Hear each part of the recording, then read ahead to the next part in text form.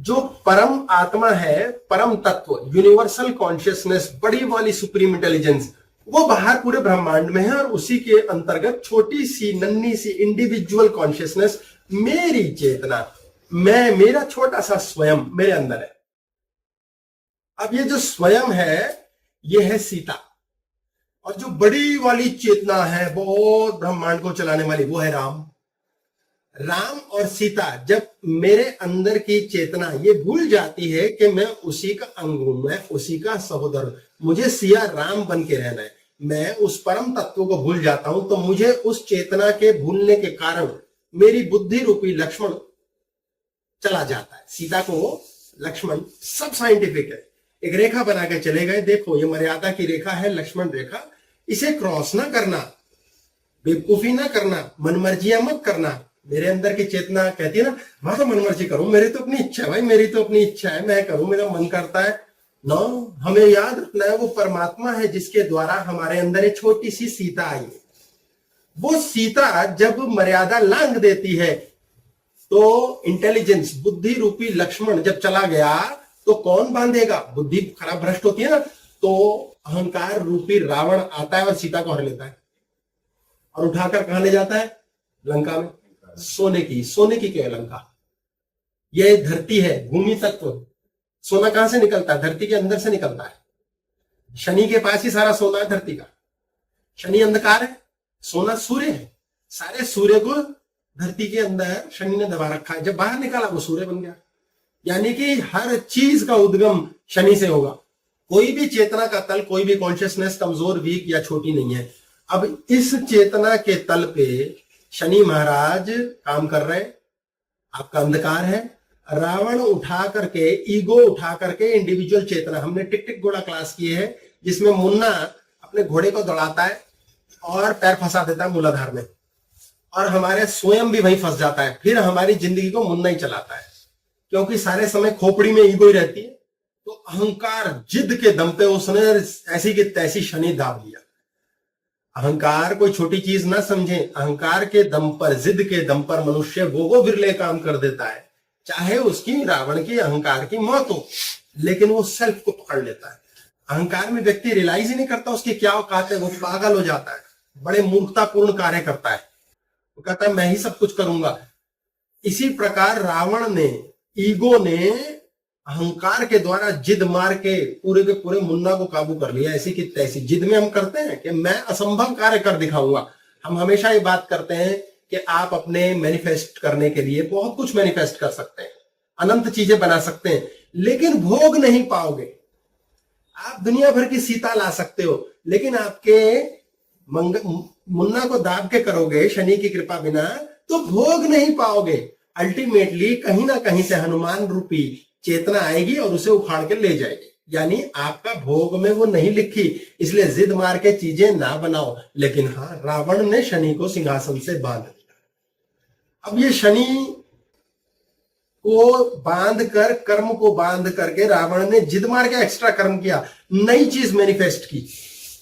जब individual consciousness, मेरे अंदर की सीता, ये भूल गई कि मुझे उस परमात्मा से दूर नहीं जाना है, मर्यादा पार नहीं करनी, मेरा अपहरण हो गया, अहंकार ने मुझे ग्रसित किया, मेरे अंदर का रावण आ गया।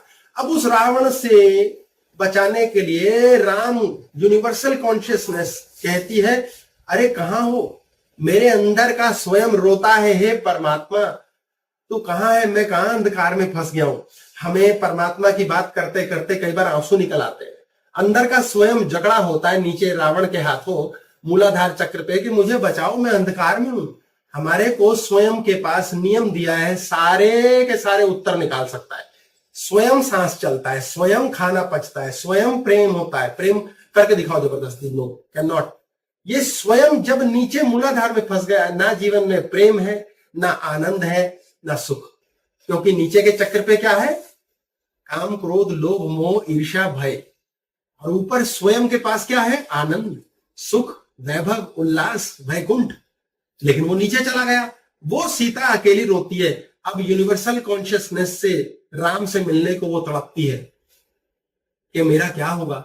ऐसी स्थिति में प्राण रूपी हनुमान ये प्राणवायु है, ये नाभि पर आते हैं, अग्नि प्रज्वलित करते हैं, और ये मूलाधार से ठीक ऊपर स्वादिष्ठान है। स्वादिष्ठान जल चक्र है, ये समुद्र है, अथाह सागर है, ये इसको लांघ कर ये अग्नि को यहां पहुंचना है। जलधि लांघी गए, जल को लांघ दिया, अचरज नहीं, हैरानी की बात नहीं।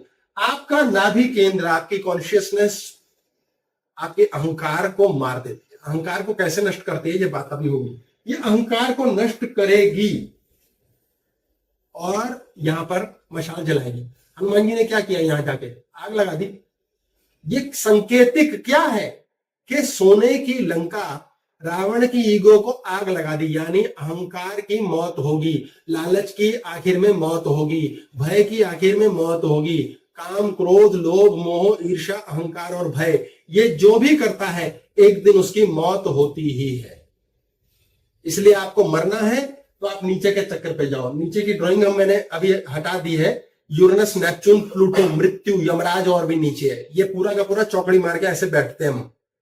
तो ये मूलाधार में पूरा इलाका है, ये सारे गैसियस प्लैनेट्स हैं, इन सब की एंटी क्लॉकवाइज मोशन है।